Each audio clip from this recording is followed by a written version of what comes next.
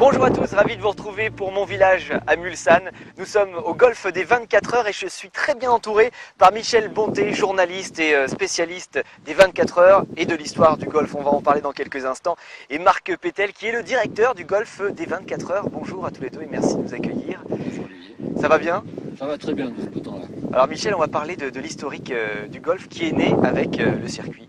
Oui, l'histoire du golf du Mans est liée de très très près à l'histoire des 24 heures. Le créateur des 24 heures, Georges Durand, 1906, création de la CO pour encadrer le premier Grand Prix de l'histoire en 1906. 1923, naissance des 24 heures. Et Bentley est tout de suite sur le sujet. Bentley veut gagner le Mans. Dès la deuxième année, 1924, il gagne, et jusqu'en 1930. Donc la venue et l'insistance de Bentley à participer aux 24 heures fait aussi que le public anglo-saxon envahit le Mans. C'est la première course au monde de nuit, les Anglais sont privés de course de par leur législation. Donc il y a énormément de touristes anglais qui viennent. Donc Georges Durand, créateur des 24 heures et de plein d'autres idées, se dit pourquoi fidéliser cette clientèle. Donc à partir de 1933, il réfléchit à un golf. Parce que les Anglais jouent au golf, ils ont déjà cette tradition. Parce que les Anglais, par essence, jouent au golf. Les Français s'y sont mis beaucoup plus tard. Mais les Anglais, depuis l'origine des temps, jouent au golf. Et le golf a toujours été implanté ici? Non, ça c'est la petite histoire du golf du Mans. Le premier parcours, qui était un parcours de 9 trous de 2400 et quelques mètres, se situait juste derrière les tribunes. Enfin, ce qu'on appelait les tribunes à l'époque, mais qui n'étaient pas des tribunes, c'était des cabanes en bois. C'est à la place du village maintenant. Voilà, alors. c'est à l'emplacement du village, qui partait du bas du village et qui montait jusqu'en haut de la courbe Dunlop, qui faisait un dénivelé de 140 mètres, ce qui était déjà pas mal pour l'époque.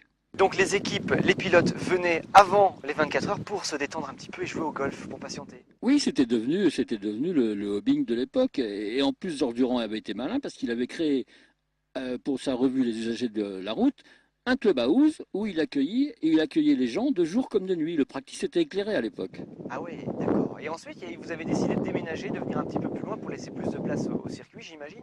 Alors, c'est pas tout à fait comme ça que ça s'est passé. Entre-temps, il y a eu la guerre, Ah oui. les bombardements alliés. Le golfe du Mans a été placé juste à la sortie de la gare de triage du Mans, des usines Renault, de Gnome et Rome. Donc les Alliés, à partir de 1943, ont bombardé l'emplacement, mais alors comme c'était pas possible. Donc en 1945, à la Libération, plus rien n'existait. C'est pour ça qu'on appelle ça des bunkers, les trous, non? Ça n'a Ça, rien à voir? ça peut être une explication, je ne la connaissais pas, mais elle n'est pas originale, elle n'est pas moins originale. D'accord. Non, Donc vous êtes venu juste ici, c'est pas très loin en fait. Hein. Alors le nouveau golfe du Mans, ce qu'on appelle le nouveau golfe du Mans, c'est 1962. Pourquoi ce nouveau golfe à l'intérieur du virage de Mulsanne? Parce que là encore, lié à l'histoire des 24 heures, en 1955, il y a un dramatique accident dont tout le monde se souvient, ici autant qu'ailleurs d'ailleurs. Et l'une des causes de l'accident, ce sont les panneaux de repère pour les pilotes qui gênent les pilotes à l'accès de la courbe Dunlop.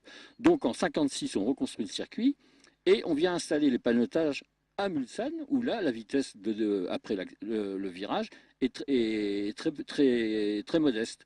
Donc les pilotes ont tout le loisir de lire les panneaux et de s'arrêter à leur stand 3 km plus loin. Pour occuper toujours ces panneauteurs qui sont à majorité anglo-saxonne, c'est l'ère Jaguar, c'est la grande époque Austin, enfin il y a tous les constructeurs anglais sont au Mans à partir de 1955. Donc on crée, l'idée fait son chemin, et le président de l'époque, Jean-Marie Lelièvre, se dit pourquoi pas faire un golf juste à côté des panneauteurs. Le clubhouse est construit pour les panneauteurs d'abord, il n'est pas construit pour le golf. Donc en 62, on inaugure 9 trous à nouveau. Et on repart sur une nouvelle histoire. Et là c'est reparti, on va en parler avec Marc Pétel, le directeur actuel du golf des 24 heures. Alors on va parler donc de l'historique, c'est fait, on a compris que vous aviez déménagé, que vous êtes arrivé ici. Vous êtes dans un superbe endroit avec de la pinède, avec combien d'hectares au total? 47 hectares de pinède sur un sol sablonneux, donc des conditions idéales et dans une tradition toute britannique puisqu'on a un parcours dessiné, conçu par un architecte anglais avec des greens ouverts où on peut jouer en approche roulée si nécessaire en respectant la nature parfaitement et on a un parcours très naturel, pas d'obstacle d'eau, pas d'artifice. Combien de trous? 18 trous. 18 trous. Ça Voilà. s'est fait en 2 étapes. Dans les 1961-1962, les premiers 9 trous et dans les années 78, je crois, l'extension par les membres avec le soutien de la CO qui est le propriétaire du foncier. Alors les idées préconçues veulent que on se dit le golf c'est peut-être réservé à une élite, est-ce que c'est vrai?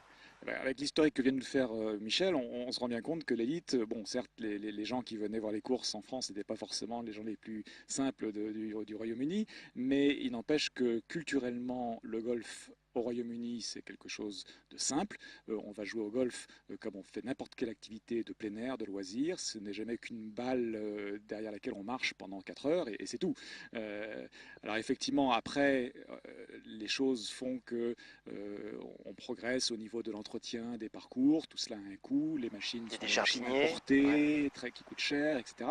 Donc il ne faut pas non plus faire croire que c'est gratuit. C'est pas vrai, mais c'est un coût tout à fait raisonnable quand on sait que quand on est membre d'un golf, on y joue pour toute l'année. Ici en particulier parce qu'avec un sol sablonneux, on peut pratiquer toute l'année. On n'a pas d'hiver suffisamment hostile pour nous empêcher de jouer l'hiver. Donc on a une pratique qui finalement est plutôt bon marché si on reporte à l'heure passée. Et on peut s'y mettre à n'importe quel âge. On voit qu'il y a des cours. On peut s'y mettre à n'importe quel âge. Là, on a une école de golf qui fait une centaine d'enfants. Les enfants jouent pour une vingtaine d'euros par mois avec le prix du matériel et un professeur diplômé. À partir de quel âge?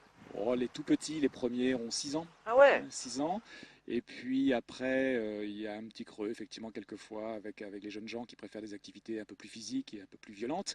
Et puis on les voit revenir après, souvent en étant passés par le tennis ou par le foot. Ce sont nos deux grands vecteurs pourvoyeurs de joueurs, le tennis et le foot.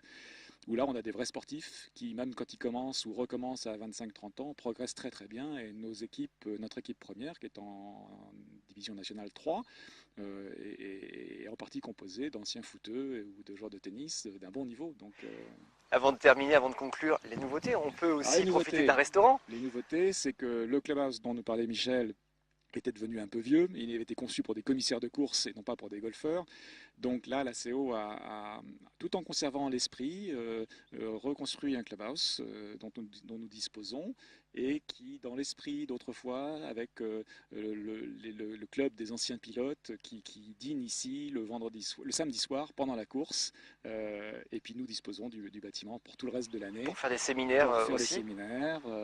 Pour recevoir la clientèle des golfeurs et une clientèle maintenant ouverte au public. On a des prix d'appel qui sont tout à fait raisonnables. À 13 euros, vous venez manger un plat et un dessert et vous passez une bonne journée dans un cadre idyllique. Merci à tous les deux de nous avoir reçus. Le golf, ça nous a donné envie de le pratiquer. Merci à vous de nous avoir suivis. Je vous rappelle que cette semaine, mon village est consacré à Mulsanne et donc on se retrouve demain sur LMTV.